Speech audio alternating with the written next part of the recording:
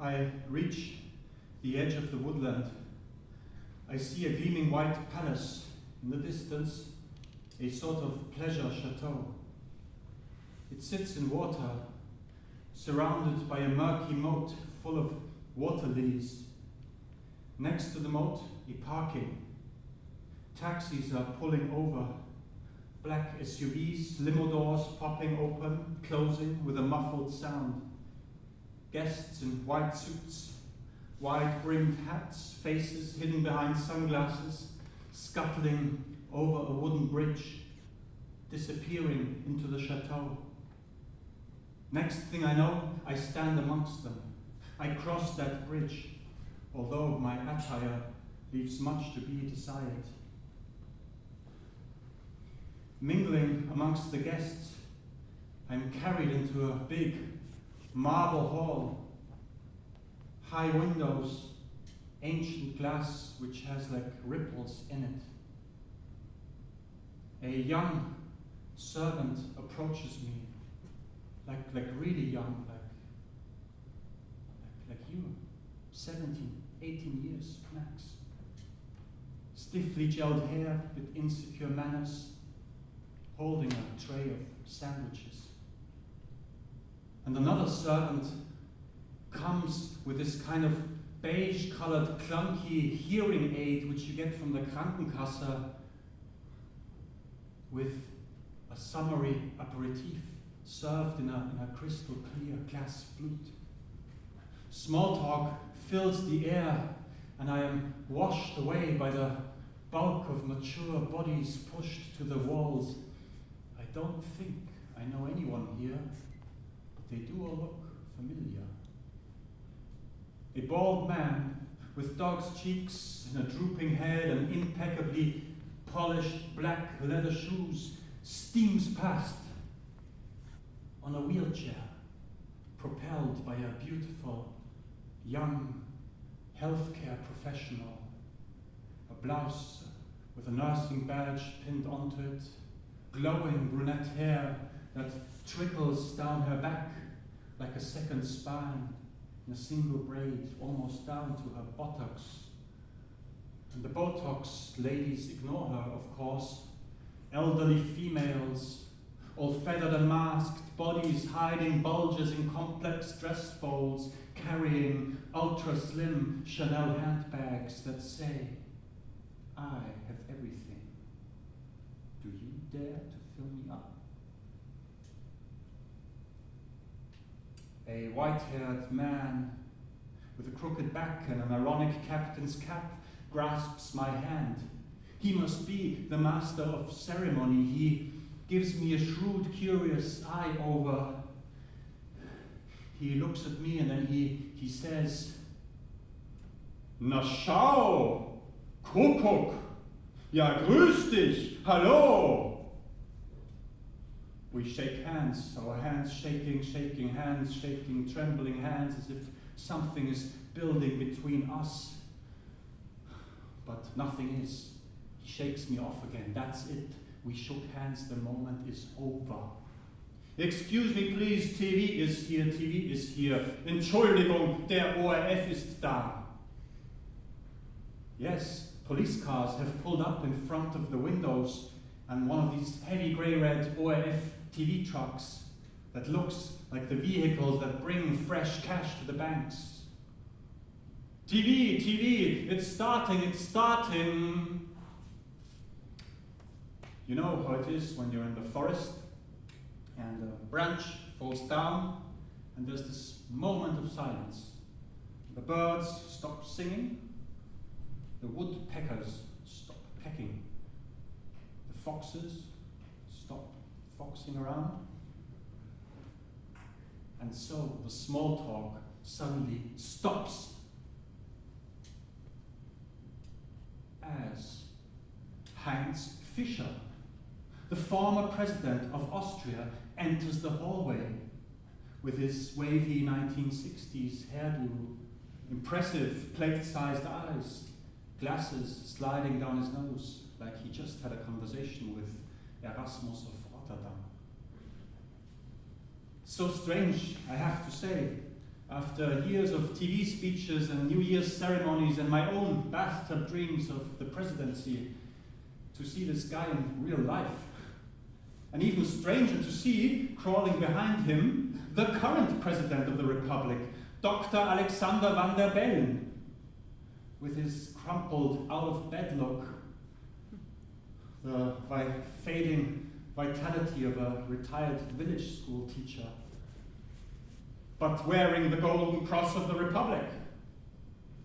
And behind him, a group of elderly men flood in through some kind of invisible back door. They must be the Austrian neo-royalty, executives, bankers, investors, scientific directors, advisors, diplomats, landowners, cattle ranchers, consultants, milk barons. And weirdly, these elderly men, they must actually be drinking a lot of milk because they all have these glowing, pinkish, young boys' faces. They look even younger than me. Maybe I should also start plastering myself with milk and yogurt and cucumbers, or visiting one of these salt caves in the 1st district. Or maybe I should just start earning real money, not just this blank white stuff that peels off the birch wood. I tell you, to be not an artist, but someone real, like a professor, pilot, architect, or a scientific counselor, presidential aide, a politician, why not? Or would that be too artificial?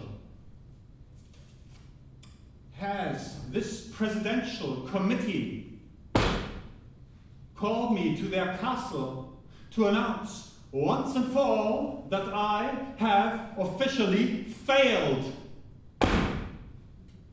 Failed in some existential sense to produce economic value for this society. Henceforth condemned to make art that's valuable to median income outsiders like you all, but worthless to the pigs inside the system.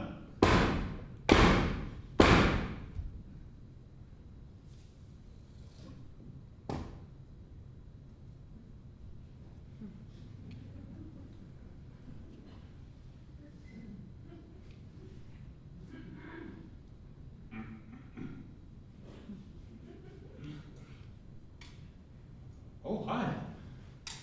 Hi. Hello, Fabian. What are you doing here? Part of the family, I guess. Who are you? And how are you, Rachel? How are you? Good. Drinky. Well, that's the best way to get through these family things, right? I haven't seen you in ages. Like, what are you doing these days? Oh, me? Nothing special. You are the artist living on the edge of society. You must have exciting stories to tell. What are you doing these days? Oh yeah, well, I'm actually teaching. I've started a kind of part-time teaching position, which is great. So I have some time to write my book. I have a new book coming out now in next week, actually, in a small independent publisher. I think you can't get it here, but it's going to be good. And I'm doing some gardening jobs, wood cutting to pay the bills. And I've also been working on my forest yoga. It's a good practice. Recommended for anyone with back problems. And yes, I also got a grant, a theater kind of talent grant. It's like a casting show, where they select the best performance artists in Vienna. It's called Huggy Bears. You probably don't know it, but we're gonna do the best ones get to do a premiere next September, a theater premiere. Oh, that sounds so exciting. Will you put me in it? Well, Rachel, you know, every extra person on stage costs the taxpayer extra money. Oh, since I have my 4 little piglets to feed, I hardly ever go to the theatre anymore. We always give the adult tickets away. But I'll definitely be coming to your premiere. Well, it's not exactly the book theater. We're just going to be at the book. It's like a low-budget kind of theater. The book? Isn't that like an occupied factory? Like a trendy alternative place? Yeah, it was a factory, like a factory for steam engines, actually. But that was 150 years ago. Now it's just like completely independent from capitalism. That means you have to do everything yourself. Like you write the play, you play all the roles, you do your own makeup, do the stage design, get some music from YouTube, learn the text, and you also have to act. Not very good, I'm afraid. You know, Rachel, I always thought that instead of being some kind of strange woodcutting performance artist, I would be much better off like as a real lawyer like you. Typical. Why does everyone always think they will be a great lawyer? Everyone except me.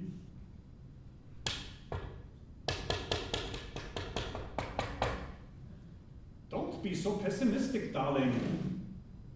Oh, hi. Of course I'm pessimistic, dear husband. Who studied for 10 years? Who got fired from her first cabinet position when she got pregnant the first time? It doesn't matter. We have enough. I've been feeding you so long now. We can travel the world in a sailing boat.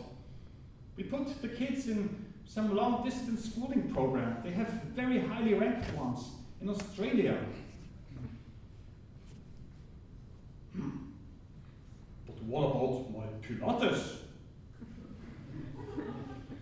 I would be quite happy if you see your Pilates coach a bit less often. And where will I get my essential bergamot oil when we are in the middle of the Pacific? Oh, we will grow it ourselves. We will buy an island and hire the locals to work on our plantation. We can grow bergamot and coffee, sugar, rubber, cocoa beans. You are so sick, Peter. We have a politically correct artist from the book listening here. I'm so sorry, Fabian. My husband is just an old neoliberal colonialist, plastering the world with his office blocks and shopping malls. That's my wife, you see. I work so she can protest against capitalism.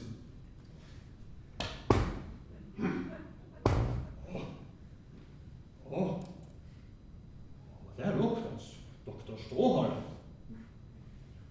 Who's Dr. Strohheim? He's Austria's leading hip surgeon. If it weren't for him, like half of the people in this room would be sitting in wheelchairs by now. Interesting that he's talking to Van der Bellen. Do we have elections again soon? Oh, look! There she is! It's starting! It's starting!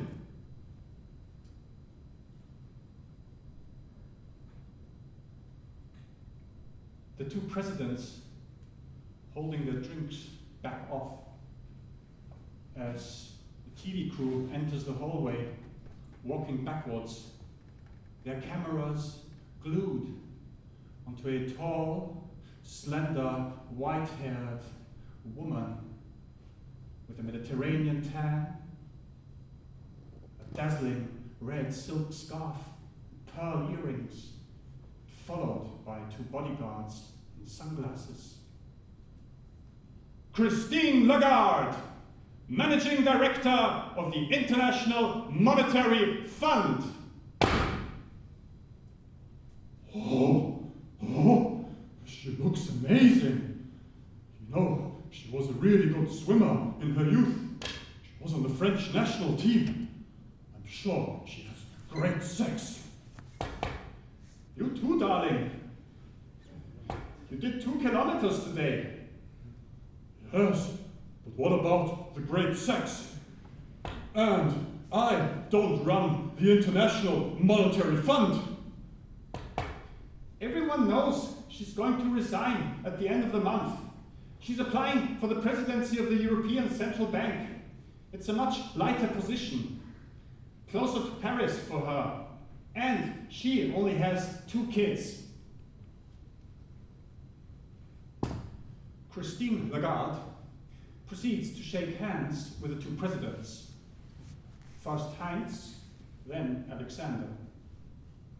She shakes hands with the cattle ranchers, the landowners, the milk barons, and then the servants are already hurrying to take away our drinks and our half-eaten sandwiches, like they know we're not going to finish them anyway.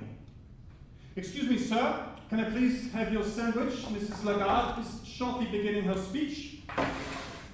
Madam, your sandwich? Certainly you may finish your sandwich. I will be coming back. Please proceed to the upstairs banquet hall. Mrs. Lagarde is now beginning her keynote speech. Sir, your drink, are you done with the drink? Thank you very, very much. Madam, your sandwich. Sir, with the wheelchair, please proceed behind the stairs. There's an elevator. You can use the elevator. Otherwise, stairs left and right. Please proceed to the upstairs banquet hall. Sir, can I finish your drink for you? Thank you. Please proceed to the upstairs banquet hall.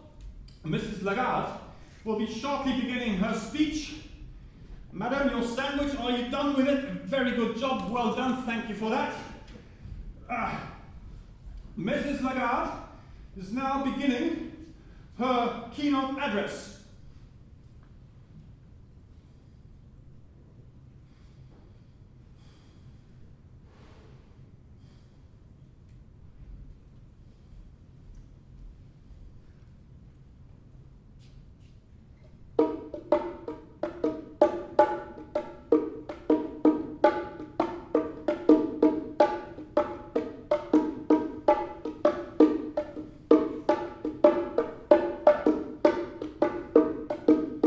The former president of the Republic, dear Heinz, Mrs. Fischer, the president of the Republic, Herr Dr. van der Bellen, ladies and gentlemen, investors, consultants, I see a distinguished ambassador of Israel, Mrs. Steinberg, is amongst us tonight. Very good to have you here. Mr. Prosser, head of the Tyrolean Fisheries, a good evening to you. Mrs. Novotny, it is nice to have you here as well. All the ministers, diplomats, scientific advisors, programmers, cattle ranchers, consultants, landowners, milk barons. It is a great honor for me to announce today my candidacy for the presidency of the European Central Bank in this distinguished company. My message to you is actually very simple. Globalization. Globalization. Globalization has gone too far. Starting here in Europe, we urgently need to rebalance offshoring and reshoring, mobility and proximity, nobility and agility. We need to reduce our dependency on Chinese exports and reinvest in manufacturing of critical medical supplies and heavy industry throughout the Eurozone. Because, you know what? Money doesn't come from sitting in the sun. The Middle East, which I'm very happy to see represented tonight by you, Mr. Steinberg, who, and I'm sure that you will agree with me, that across the Middle East region, we urgently need to strengthen women's rights and reduce dependency on fossil fuel extraction. Because, you know what? There's no real gain when money flows like champagne. Africa! Africa! Where these beautiful drums originally come from. Bongo! Africa! You need to break free from your agricultural value chains and embrace the 21st century. I need you to closely monitor the growth of your population, increase education, and fast-track digitalization. Because, you know what? Money doesn't grow on trees. Globalization!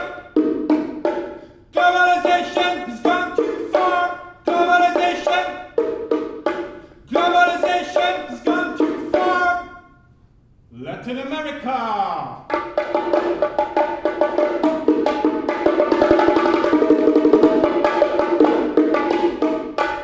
Latin America! It's great to see you again. And you have had a fantastic decade of explosive economic growth. So now is the time for you to start redressing economic inequalities and strengthening the rights of your indigenous communities. Because you know what? Money doesn't come from picking the pockets of the poor.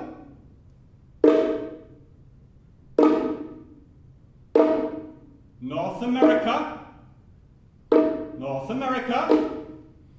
I know you're here, even if you're not listening. I like you, North America. I really do. But if I had one single policy wish for you, it's that you restart democracy now. Money doesn't come from pointing your gun. Globalization! Globalization has gone too far. Globalization! Globalization has gone too far. Asia! Beautiful Asia! So nice to see you again, and I have to say we have all learned a lot from you and your fantastic rise to the pinnacle of world influence. And I have learned one especially interesting fact from you, which is that these beautiful drums here, which originally come from Africa, were actually made in Asia. If you look here, afterwards I invite you to take a look. Made in Thailand. This, dear Asia, is my message to you. You urgently need to stop cultural appropriation, respect international intellectual property regulation, and restart native innovation. Because you know what? Money doesn't come from acting dumb. Last but not least, Australia. Hope you can hear me, Mr. Morrison, hiding on the other side of the globe. Hey, Mr. Morrison. Hey, Mr. Morrison. Everything I have said about the other economic regions applies to you too. But especially, I need you to wake up to the reality of climate change. Because you know what? Do you know what? Ruining our beautiful planet for money is just a funny! Globalization has gone too far! Globalization has gone too far! Globalization has gone too far! Globalization has gone too far! Globalization has gone too far!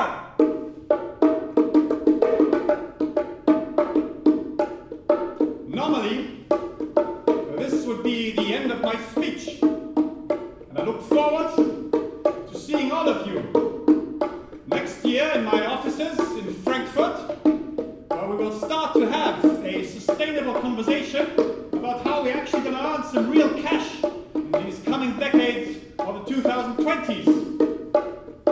But because we are here in Austria, and I know that you all love music as much as I do,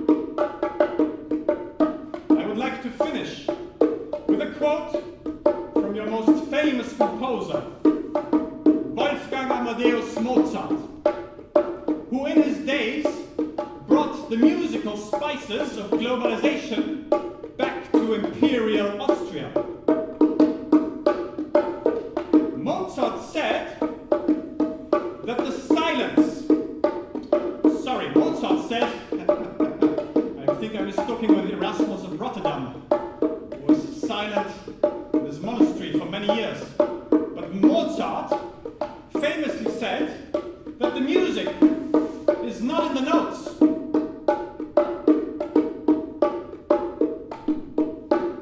but in the silence between them.